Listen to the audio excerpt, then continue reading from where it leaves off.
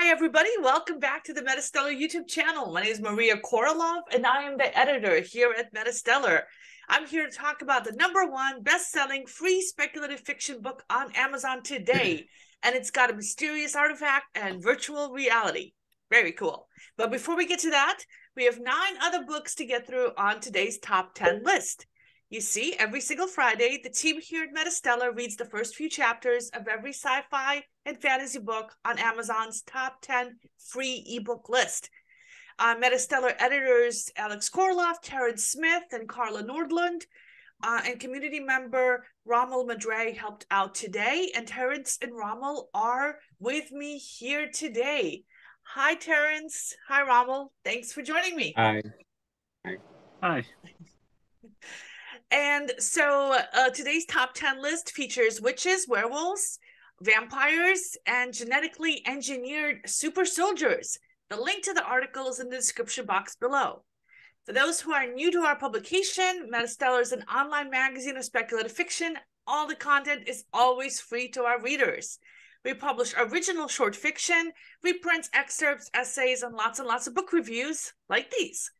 We are able to do this and keep all our content completely free thanks to the kind generosity of our Patreon supporters. You rock, guys, and we love you. Oh, and our first anthology is out in print and electronic form, and you can buy it. And if you'd like to be included in the next anthology, submit your short stories as reprints or original fiction. All the links are in the description box below. So let's So let's get started with a book that ROMEL read, Something Wicked. Let me show you the cover in big format. Okay. There we go. Third time's the charm. So here it is, Something Wicked. It's the first of 9 books in the University of Morgana paranormal romance series. The other books are $4 to $6 each, but the entire series is in Kindle Unlimited. And the author has been in this list before. We reviewed her books in this past November and last fall as well. And for those who don't know, Kindle Unlimited is a subscription service, kind of like a Netflix for books. You pay $10 a month, and you read all the books you want on Amazon. So I like it. It's a great deal. I'm a member. We don't get anything from promoting it. If you're going to be reading on Amazon and you read a lot of books, if you read more than a couple of books a month, definitely you should have a Kindle Unlimited subscription. So ROMEL, over to you. What did you think of this book? It's very good writing. The leading lady is Mika Marshall. She's a witch. She's headed off to college. Witchcraft. More precisely, she's a witch. Burn the witch. Terrence, shush. Yeah. Oh, well, she's headed off to college, and more precisely, the University of Morgana. Mika is one of the remaining members of the disgraced Marshall clan. Her dad and brother tried to overthrow the female witches within the Bay Coven, that is San Francisco Bay. Apparently, there's a lot of covens there. Anyway, the clan became disgraced when her father, tried to overthrow it, and Mika's kind of in a bad state. Right now, she's not in a good place. She just had a massive blowout with her sister, Claire. And Claire is like the good one, the Miss Goody Two-Shoes, the bright one, the good-looking one, etc., etc., etc. And she hopes that when she heads off to university, she can kind of mend fences there and see how it goes. The writing is pretty good. It's very clear. It's very good pace. And it makes me, if I was into the genre, I would kind of follow on from it. It's not bad. It would be something to be enjoyable for those who are in the genre. So yeah, 282 pages. It's not bad. It'll be a quick read. All right, next book on our list is A Silvery Moon by Luís Falcão de Magalhães. I'm sorry, Luís, if I'm mispronouncing your name. So this is the first of 3 books in the Legends of Alicia, a fantasy series. The other books are $1 to $4 each, and the entire series is in Kindle Unlimited. So this is a classic fantasy setting, which I enjoy. It starts out with Oscar struggling through the snow, holding an enormous crossbow as a beast is chasing him. There's a full moon out, it's foggy and cold, and the beast is almost on top of him, and there's a battle, and he thinks he's gonna die when there's an explosion, and he is saved. And the reason he's saved is because the guy he's been traveling with, a priest, shows up and sets off the explosion because he's an alchemist. And Oscar is traveling to a town where he's inherited a mine, and there's a work stoppage, and he's going to go see what's going on. And he can really use someone who's good with explosives, but the priest says he's not interested. I loved the setting here, the world building, the banter between these 2 characters as they're traveling through the countryside of this fantasy world. It feels very immersive and richly realized, which I enjoy in a fantasy, but not too serious. I don't like it when fantasies are grim and dark. So I'm really enjoying this book, and I'm planning to come back and finish it this weekend. I'm gonna look forward to it. All right, next we have COBWEB Bride by Vera and Nazarian. And this is the first of 3 books in the COBWEB Bride Epic Fantasy Trilogy. The other books are $4 and $6 each, but they're not in Kindle Unlimited. The author has been on this list before. We reviewed Another Word for Books earlier on this year. And ROMEL, you read this one as well. What did you think of it? Okay, well, let me just quickly summarize. Basically, it's a kind of fable story. Death wants a bride, and he goes to I say he, but who really knows? Takes a visit to the queen of somewhere, and basically tells them, find me my cobweb bride. Who is this cobweb bride? No one can figure out, but apparently they gotta find her. Otherwise, no one else will die in the world. So we cut to the next scene where it's a whole bunch of guys fighting, and apparently the army of the undead is born. Then we cut to another scene where we meet our ensuing heroine, who is called Percy, and it's a girl, lives out in a shack in the woods. No bears or anything there as far as we know. And she's there, her grandmother is dying, and then she suddenly realizes that something's going on. She has this feeling. I have a problem with this author. This author is writing way below her station because she can write.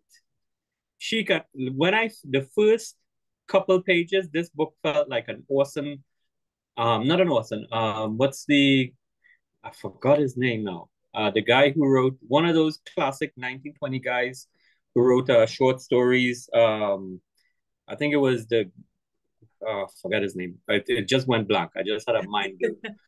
But she writes very well. And once I'm finished reading the 1,582 books that I have, I'll definitely read it. It's a book that's definitely worth reading. It's very fable-like. It's a very well-written book. And I would recommend this book highly. And just from this, I would actually look to find out what other books the author has written. All right. That's a strong endorsement. Okay, next we have book number 7 on today's top 10 list, Shortcake by Christopher Gorham Calvin. The first of 2 books in what will eventually be the Shortcake trilogy, which is a techno thriller set in the near future. The second book is currently available for pre-order and will be coming out December 22nd. So almost here. and they are in Kindle Unlimited. The third book isn't scheduled yet. And Terrence read this book. So Terrence, can you tell us what this book is about and what you thought of it? Well, unfortunately, there are no aliens in the story, as far as I can tell. But I will tell you what it does have. It's a story about like government conspiracy and genetic engineering. Basically, these two siblings were created as part of a government experiment to create a new generation of super soldiers, which is a fairly regular trope in science fiction. Like, for instance, we've seen this in a story arc of the X-Files series. And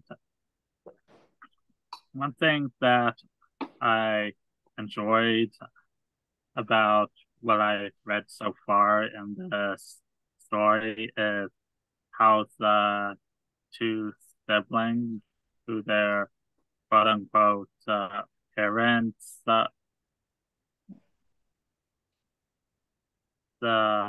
parents are Mary and Joseph, which is an interesting nod to the parents of Jesus and the Gospels.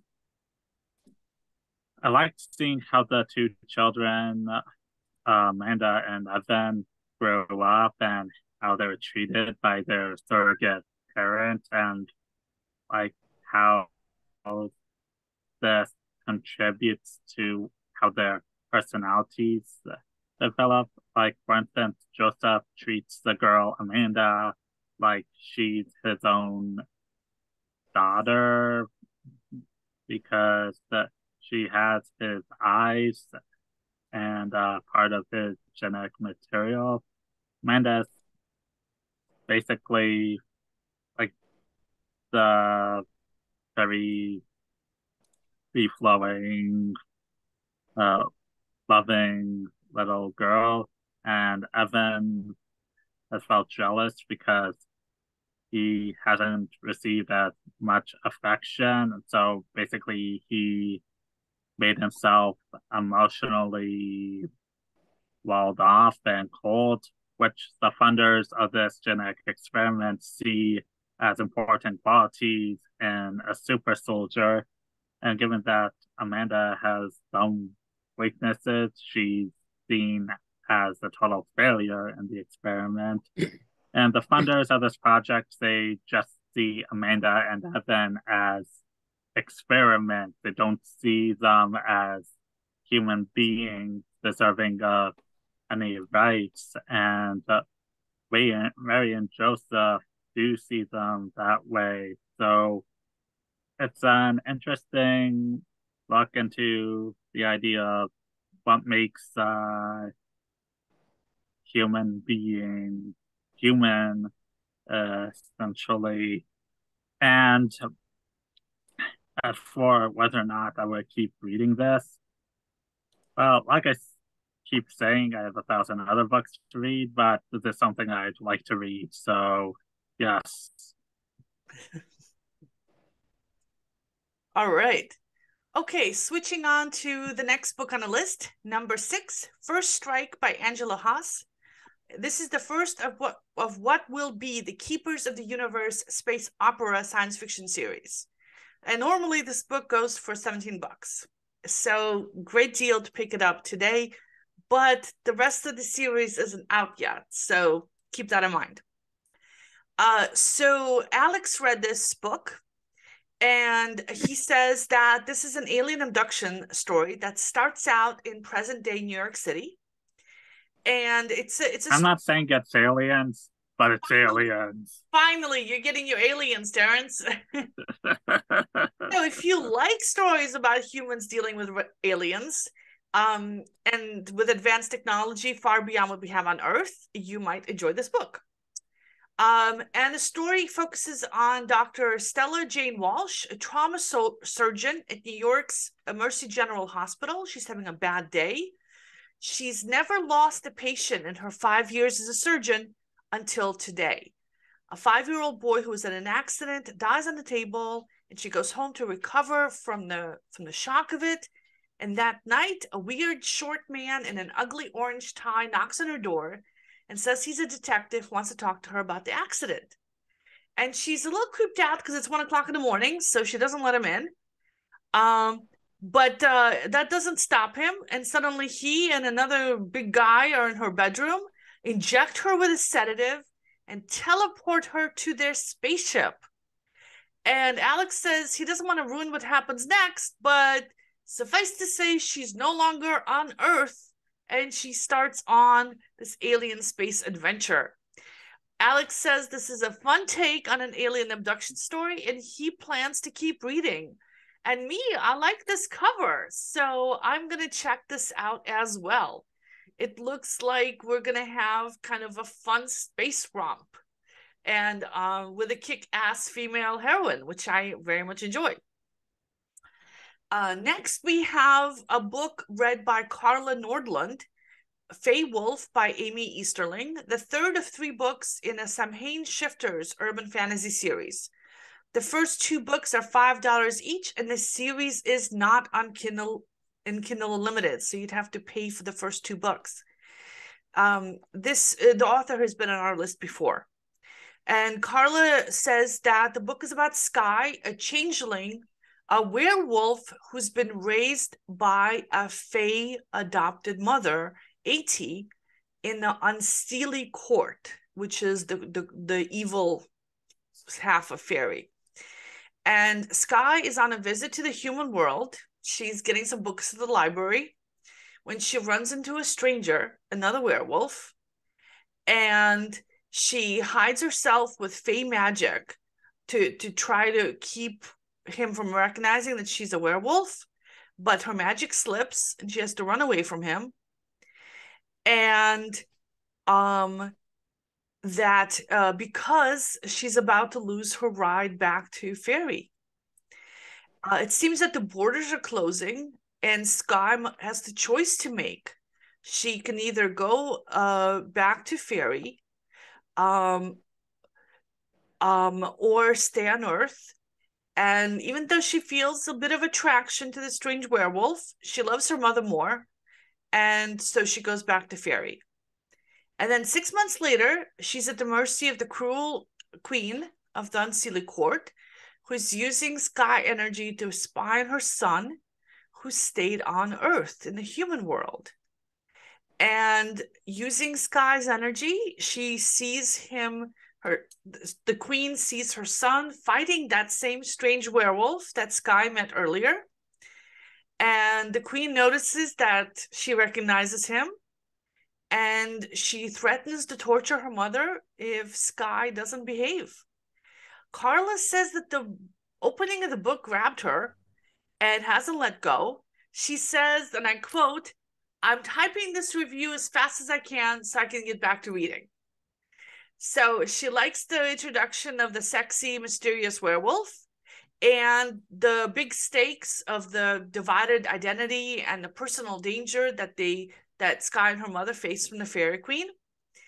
And so the book grabbed her right from the first scenes. She loves the writing style, and she's excited to see how the romantic and fantasy elements pull together into this fated mates romance.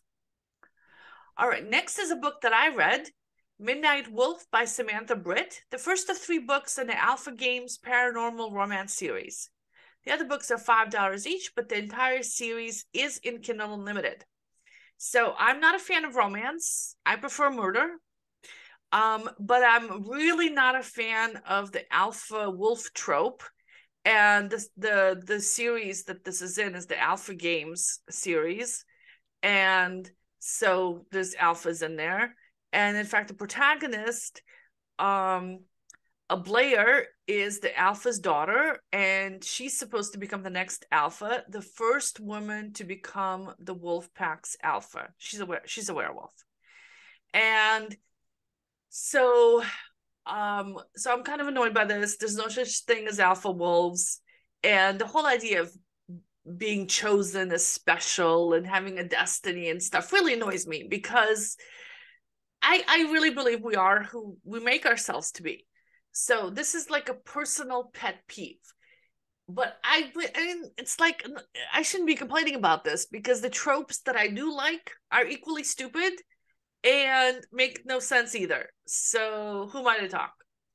So anyway, Blair and her best friend Stephanie, who's also a werewolf, are playing Capture the Flag against two guys who are also pack members, and they lose because she misjudged her abilities, and her dad's on her case because the alpha games are coming up, and if she doesn't shape up, her pack is going to lose, and he doesn't want that. Also, she only has a few years left before she takes over as alpha, and to help the process along, her dad thinks that she should mate with the son of the beta wolf in the pack, and she doesn't want to. So there's a lot of drama. There's a lot of pack politic drama, and I hate werewolf politics. And she's not a teenager, she's 21, but it feels like a teenage drama kind of book. So it's a hard pass for me. But if you're a fan of young adult romance, you might enjoy this book quite a bit. The author is a USA Today bestseller, and the writing style is pretty engaging and fun to read. So putting aside the fact that we have alpha wolves and teenage romance, it's an interesting book. Just not for me. Next, we have another book that I read, When Vamps Bite by Nicole Zoltack. The first of 8 books in the Bedlam in Bethlehem vampire suspense series. The other books are $5 to $7 each, but they're not in Kindle Unlimited. So the book starts a week after Halloween. Clarissa is walking through a cemetery. She's there to visit her parents' graves. They were murdered exactly 9 years ago, a week after she turned 18. So she's now 27. The murderer is now on death row, and Clarissa is now a cop. And we find this out because she tells her parents, her dead parents, at length what's been happening in her life. So there's a lot of like exposition there, but an interesting framing device. It makes sense that she would bring her parents up to date on everything if she's visiting their grave. And while she's there, a mysterious stranger shows up at the cemetery, spooks her. She pulls her gun and tells him to show himself and stop, and he just vanishes into thin air, which kind of creeps her out. Afterwards, she goes to a cop bar to hang out with her cop friends. And one of the other cops, a woman, she's got a rivalry with her because they're both interested in the same guy, yet another cop. And there's a lot of like sniping and kind of nasty comments going back and forth. And the other woman's really pretty, and Clarissa's really jealous of her. And I don't like that. So I prefer to see more of the killing and staking vampires and less of the whole teenage drama kind of stuff. So I'm going to pass on this book. But if you don't mind a little bit of teenage drama, and vampires will be showing up, judging by the book's title, When Vamps Bite, it might be a fun read. Next, we have another book about vampires, League of Vampires by Brewer. This is enough with the vampires already. I know, vampires. People love vampires. What can I say? Just not me. Anyway, League of Vampires by Brewer is the first of 3 books in the 9-book League of Vampires series. The other books are $3 each, and they're not in Kindle Unlimited. And this is the second time this box set has been on this list, so people do like it. And the book is about Anissa Garnett, a vampire who kills other vampires, and she's assigned to kill the leader of a rival vampire clan. But while she's out there trying to kill him, he saves her life. So we learn that Anissa turned into a vampire when she was a teenager, several decades ago. So I guess she still looks like a teenager. And 2.5 years ago, she started doing her clan's dirty work because they're keeping her sister captive. And so she's got a bit of a beef with her own clan leadership because they're blackmailing her into this job. But she hates the other clan even more because they set her the fire that killed her mother and stepfather 50 years ago, which made her and her sister orphans. And if she kills the rival clan leader, her clan will be able to take over the other clan's territories and members. And as the book starts, we see her interacting with the other members of her own clan and surveilling the club where her target likes to hang out. And then we switch to the guy vampire's point of view, the guy who's trying to kill, which, spoiler alert, usually means that it's going to be a love story and the two of them are going to end up together, which kind of depresses me because I hate joy and happy endings. And so you have no soul. I don't. I have no Christmas spirit at all. But I do have a beautiful Christmassy background. But anyway, so Jonah, that's the other vampire's name, he sees that 3 werewolves are about to attack Anissa, and he rushes to help, thinking that he's defending some poor helpless person. They sneaked up on her without her noticing because she was too focused on Jonah. And the werewolves capture both of them. She doesn't fight back because she doesn't want the other clan to know that she was spying on them. And now she feels guilty about having to kill Jonah because he defended her. Plus, she's attracted to him. While the wolves are busy tying up Jonah, she pulls out one of her hidden weapons and attacks, and they both escape. And she has the chance to kill him, but can't bring herself to do it. And I'm not going to keep reading because neither of the two characters really grabbed me. And also, I don't like romance. But this book is certainly very readable. And somebody more interested in romance and vampire politics might enjoy it very much. And you get 3 books for free. Hey, great deal. And finally, Legacy of the Lost by Lindsey Sparks. The first of 6 books in Atlantis Legacy urban fantasy series. The other books are $5 each, and they're not in Kindle Unlimited. And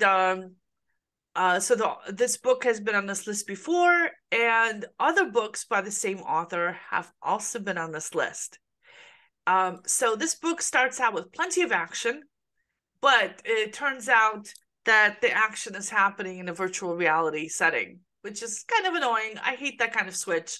Like when there's an exciting scene and it turns out to all be a dream, it's kind of annoying. So anyway, so that sounds like the. Sorry, go ahead. Okay, so the main character is Cora, and she's sick and she can't go anywhere or do much of anything because she has seizures whenever anyone touches her, and so she spends a lot of her time online playing games. But she's getting a new virtual reality game, a whole body virtual reality suit, not just a helmet, a whole suit. So she's really, really excited about this. And then she gets another mysterious package. It's from her mother, and it's got a mysterious artifact in it and an even more mysterious note. Maybe something her mother did is causing Cora to have her seizures. Maybe there's some kind of magical aspect to these seizures.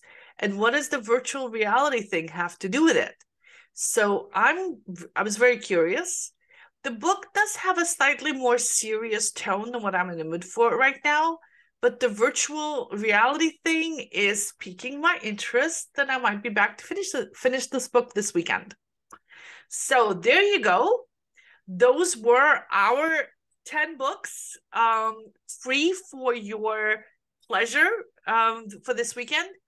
Pick them up fast because they go out of the free category very quickly. Authors and publishers make their books free temporarily to promote them or to promote the release of a new book in the series, and then they put them back to regular price right afterwards. Last time, one of the books dropped off the list just while we were posting the article, so you have to act fast. Okay, and to be fair, it was worth the money I wound up having to pay for it. Good to know. So make sure you don't miss any of these stories by subscribing to our newsletter or by subscribing to this channel. You can hit that subscribe button and the notification bell down below somewhere in the YouTube thing. Also, please support us on Patreon. I want to thank our Patreon supporters. We love you guys.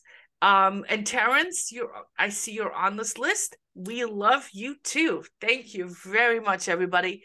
And we recently started having a Thursday night writers group for our Patreon supporters. And we talk about writing and we talk about getting published.